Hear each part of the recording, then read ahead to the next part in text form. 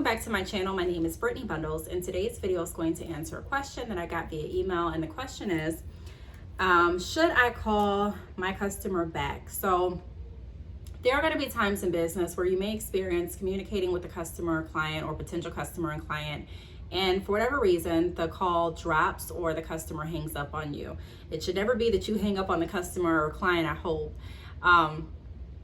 But there may be times where that happens, or there may be times where you're chatting on your website back and forth and then you lose connection, or they stop communicating with you. So I did get a backstory with this email. And so just to kind of give a brief disclosure, you ultimately, like I say in every video, you have to make that decision as to what's going to be best for you and your business. As to if you want to give that client or customer or potential client and customer, like I mentioned, a call back. Personally speaking, it all depends. And the reason that I say it all depends is because when you're on that call, a customer can hang up on you and you can know that you're being hung up on because they're irate, disrespectful, mad. And I used to work in a call center, and we were trained that no matter what the reason, if someone hung up on you, give them a call back. And I think that there should be some type of logic and reason that goes into it, right? Because if someone is clearly upset and irate and they're like, look, I don't want to talk to you, they're verbally abusive, I don't think that anyone should subject themselves to abuse or to, being screamed at and yelled at if it's not going to go anywhere. I'm a big advocate for making sure that you protect your peace and the theory that respect goes both ways, So that's why I say it's discretionary. You do want to ultimately make the decision for you. I don't think there's a one size fits all where it's like, look, no matter what, call your customer and client back.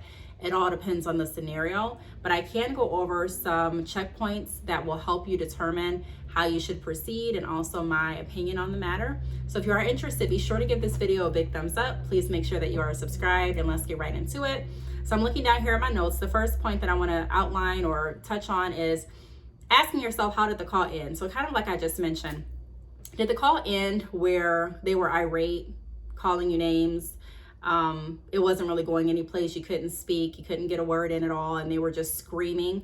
Or did it end where you were having a conversation and the call just dropped, and maybe they went through a bad service area, maybe they just lost signal, maybe their cheek accidentally hung up the phone, maybe they were texting while they were talking and they accidentally clicked the hang up button. How was the conversation going? Were you in the middle of answering a question or listening to the questions that they had for? That is something to consider. If it was a conversation where you both were communicating effectively, you were listening to your customer and client, even if the customer and client isn't all the way happy with you, let's say that you can tell they're frustrated, they're angry, or even upset, but they're still maintaining that respect, you're still able to talk, they're able to talk, and you're working toward a resolution, I would personally give them a call back.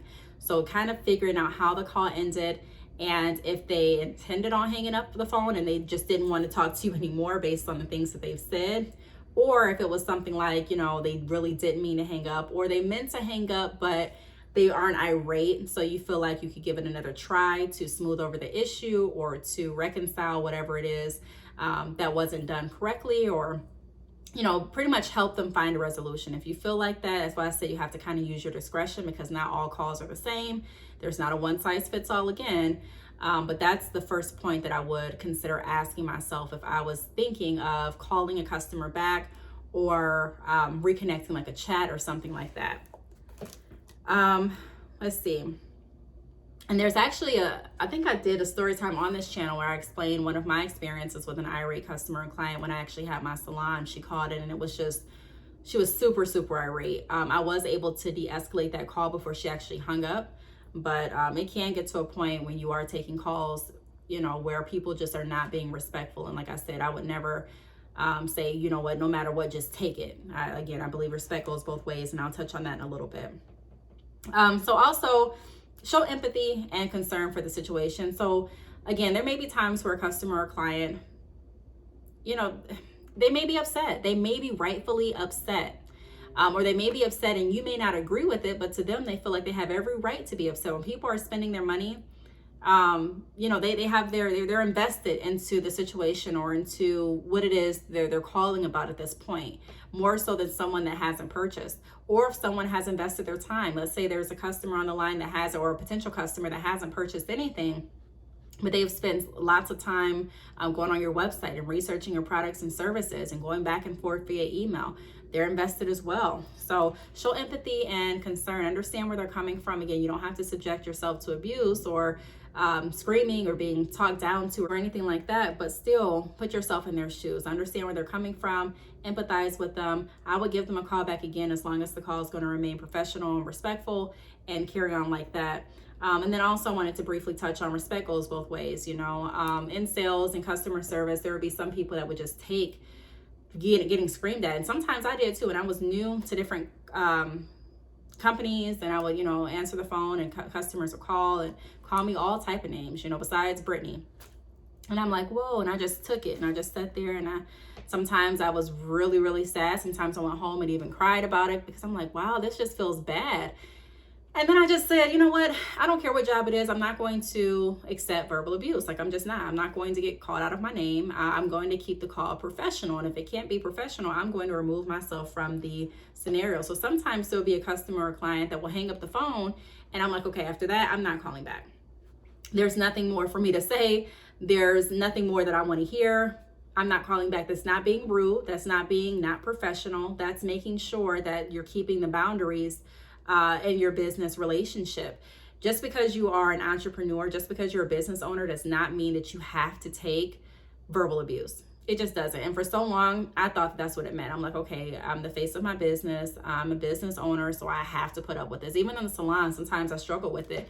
There would be people that would come in and be very rude and disrespectful. And I just, a lot of times, let a lot of stuff slide. Now, I'm not saying that you want to stop every single thing and be like, okay, I don't like the way that you looked. I think you rolled your eyes, so get out of here. I'm not saying anything like that. You are going to have patience in business.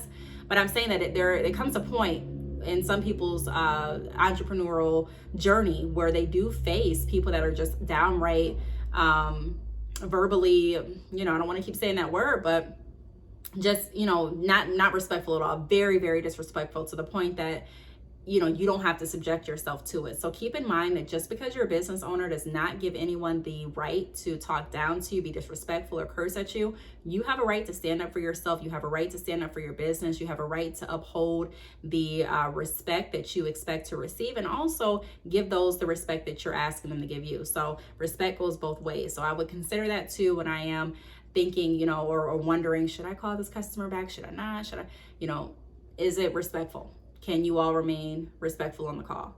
The next point that I have is, do you need to follow up with them? Do you need to touch base? Are there questions that need to still be answered? Again, if the call is going okay, even if the customer or client is upset, but it's still a respectful call, and there's still things that have not been answered. Let's say they called in and they told you all of the concerns that they had, but you've only were able to address like 2 so far, and there's still like 5 more concerns that need to be addressed. I would give them a call back, because I would want to make sure that I follow up on all of the concerns that they have, and clear whatever concerns or thoughts that they have in regards to their issue, because I want to make sure that they have a smooth, great experience with the company.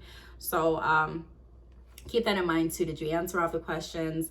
Are they going to need to reach back out to you? Are they going to feel like they were completely assisted, or did they feel like they really didn't matter because you just moved on to the next person? You know what I mean? So I would, in that circumstance where there's still questions that need to be followed up on, even if you've answered all the questions but the call wasn't ended, where you both knew that the call was ending mutually and respectfully, I would definitely give them a call back. As long as the call, like I said, you can kind of tell which calls, I know I can, are going to allow you to speak, and you're going to be able to maintain your professionalism, and they're going to reciprocate that respect back. And you can based on how people talk and how the conversation is going, you can get a feel for calls that just aren't going to go anywhere. There are people that just want to argue.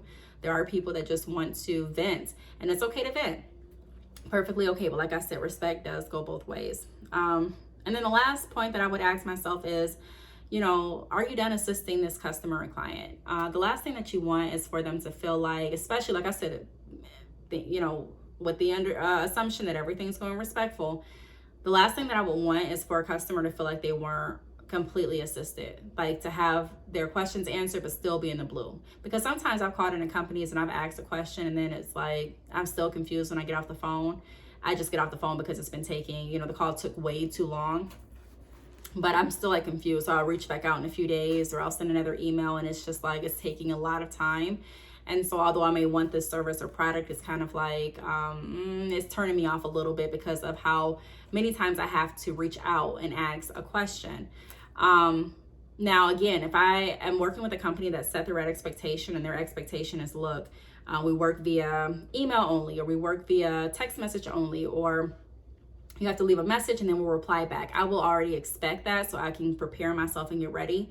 But if there's a company that hasn't set expectations, and I feel like I can just give them a call because they have their number on their website, and I'm expecting them to answer because they have their hours of operation, and I don't get an answer, or I, you know, call back again and I do get an answer, and then they don't really answer my questions, so I call back. It just can seem like a what do I want to say? Like a cycle that's not really going anyplace. So to respect my clients' time, my customers' time, potential customers and clients, I definitely would give them a call back to continue assisting.